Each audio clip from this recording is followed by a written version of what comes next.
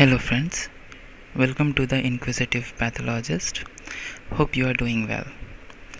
Today we will discuss hemoglobinopathy screening by HPLC or high performance, also called high pressure liquid chromatography. It's very difficult to find a single text or an article that covers these basics of this topic in an easy and simple format. This is what we would try to address here. In this part, we will discuss only beta and alpha thalassemia, and hemoglobin variants will be covered in part 2, and part 3 will be about clinical scenarios in which hemoglobin HPLC or electrophoresis is prescribed. We will be using Biorad D10 instrument and the short beta thal program for this purpose. So let's begin. Hemoglobinopathy or disorders of hemoglobin result from either abnormal production or decreased production of hemoglobin that results in the thalassemia syndromes, or abnormal structure which results in various HP variants like HPS, HPE, HPC and HPD. There might be complex combinations of these two, and also there may be defective switch from fetal to adult hemoglobin, which generally happens around 3 to 6 months of age, and HPF or fetal hemoglobin persists as the predominant hemoglobin in adult life. This condition is called as hereditary persistence of fetal hemoglobin. Hemoglobin is made up of 4 polypeptide chains, 2 alpha and 2 beta, along with 4 heme groups which carry a single atom of iron in the ferrous state. Defective or reduced production of alpha chains result in alpha thalassemia, and reduced production of beta chains result in beta thalassemia. When beta chain is mutated with a change in its amino acid sequence, it results in hemoglobin variants. In fetal hemoglobin, beta chains are replaced by gamma chains, and in hemoglobin A2 we have the delta chains instead of beta chain. This slide shows the endemic zones of various hemoglobinopathies. Green shaded areas shows distribution of thalassemia. Yellow ones show distribution of sickle hemoglobin, mostly in Africa, Mediterranean region and Southeast Asia. HPC is endemic in west coast of Africa. HBE is endemic in Southeast Asia and northeastern states of India. HBD is mostly endemic to Punjab, Gujarat and Rajasthan regions of India. We sometimes come across HBD Punjab cases in our lab. Now coming to thalassemia, there are 2 paired copies of alpha genes located on chromosome 16, and hemoglobin beta gene is a single pair and is located on chromosome 11. There are 2 types of mutation affecting beta gene: beta 0, which is associated with almost absent beta globin synthesis, and beta plus mutation, where there is some detectable amount of beta globin but it's quite reduced. In others we have delta thalassemia and beta delta thalassemia, etc. Now coming to the clinical spectrum and molecular spectrum of alpha and beta thalassemia syndromes. Beta thalassemia is categorized under 3 broad categories. The most severe form is the beta thal major, then we have beta thal intermedia and beta thal minor. In alpha thalassemia syndromes we have silent carriers, a trait, HPS disease and hydrops fetalis.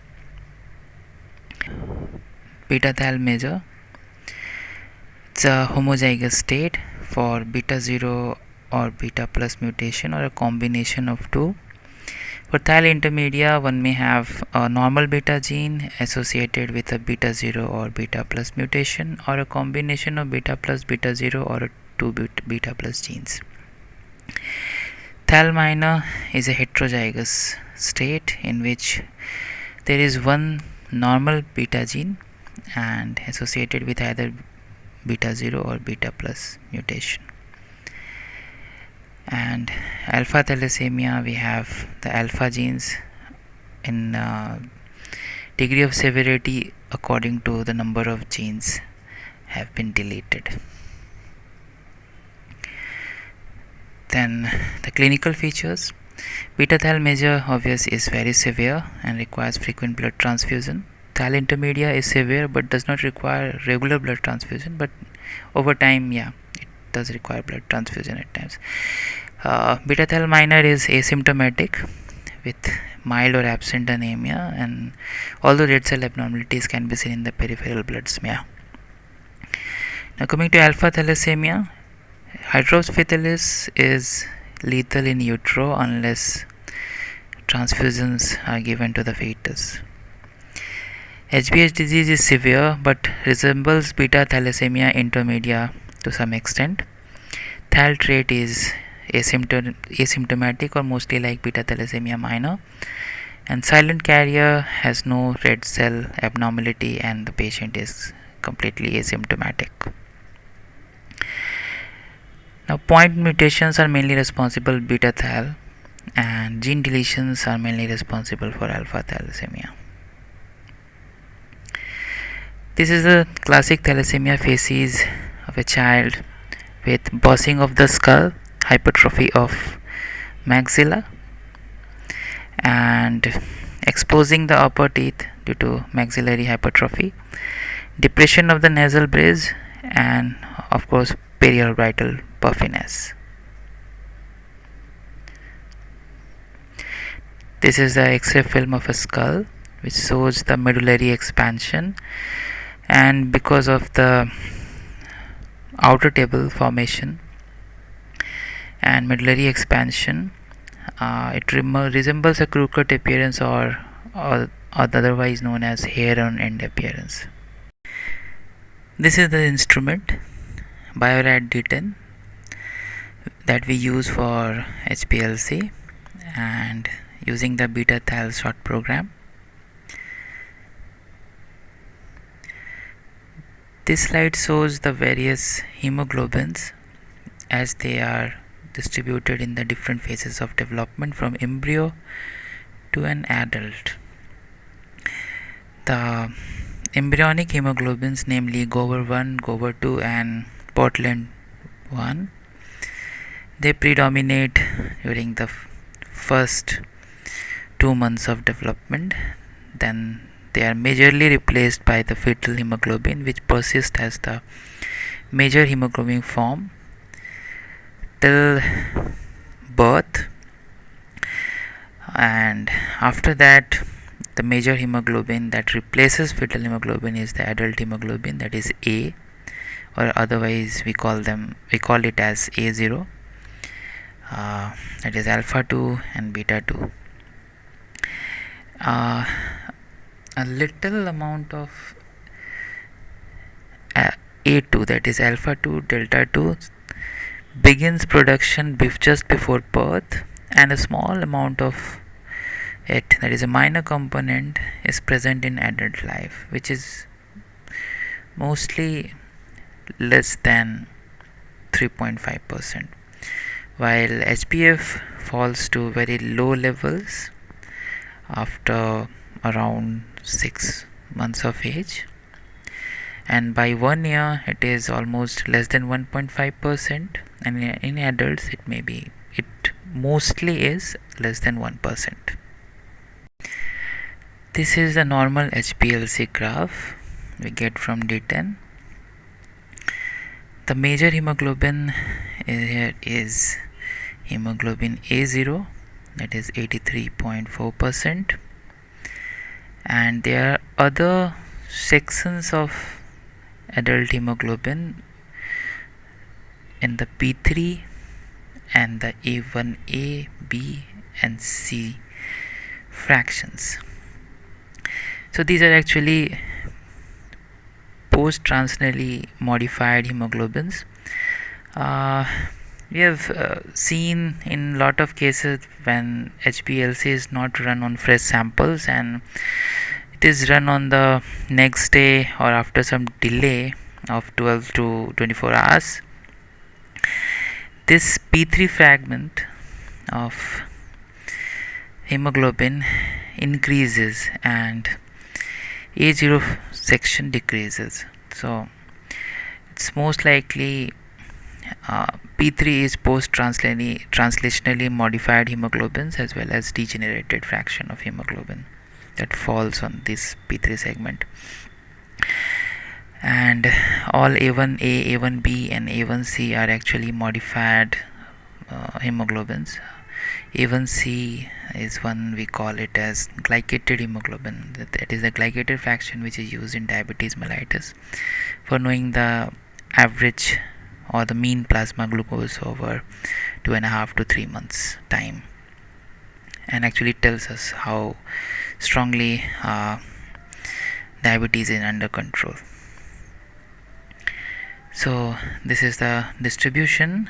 This part whole of it is the adult hemoglobin. The A2 fraction falls here and the other modified hemoglobins fall before 2 minutes time, and the red part is the fetal hemoglobin. Now this is the HPLC sample of a patient having increased A2. It was near about 4.3%, and all the other sections, HPA, P3, HPF, are normal. So with an increased fraction of HPA2 above greater than 3.5%, we classify it as beta thalassemia trait, and HPLC is more accurate in quantifying this HPA2 than HP electrophoresis, and it can separate HPA2 from certain hemoglobins, which is not possible using hemoglobin electrophoresis alone. So there will be a lot of mix-up of cases in electrophoresis. This is a case in which we can see that the most predominant hemoglobin is fetal hemoglobin here, which is near about 95%, and HbA2 is more than 3.5. This is near about 3.9%. So, and A0 is almost nil. It is near about 0.3%. So this is a case of beta thalassemia major. In this slide we can see that there is elevated HbA2 near about 4.6%. The fetal hemoglobin is a major component again, that is the green arrow, 71.6%, but we do have A0, that is the red arrow, which is near about 30%. All the other fragments are more or less okay. So this finding is mostly in cases of beta thalassemia intermedia with a differential diagnosis of hereditary persistence of fetal hemoglobin, but its anemia is highly unlikely, especially if it's severe in hereditary persistence of fetal hemoglobin. Also thalassemia major, if transfused recently, can have this same picture. So the majority of hemoglobin is hemoglobin F, that is near about 70%. The main differential is of such a high HbF is hereditary persistence of fetal hemoglobin. However, HbF is a benign condition and not associated with severe anemia, which makes the diagnosis unlikely. There is hemoglobin A and a slightly increased fraction of A2. So DT is beta thalassemia intermedia or beta thalassemia major post transfusion. This slide shows a big fraction of hemoglobin falling before 1 minute time. as well as a reduced A2 and a reduced H1A1C also. So this combination of reduced A2 and fraction of hemoglobin falling before 1 minute of time is mostly due to HBH. Alpha thalassemia is suggested when eluted proteins are detected at a retention time between 0 to 1 minute. The hemoglobin is actually falling in this part of the graph are HB bar and HBH. HBH is the precipitated tetramer of beta globins, and HB bar is the tetramers of gamma globulins in the absence of alpha globulins in alpha thalassemia, and a reduced level of HbA2 which is less than 1.5%.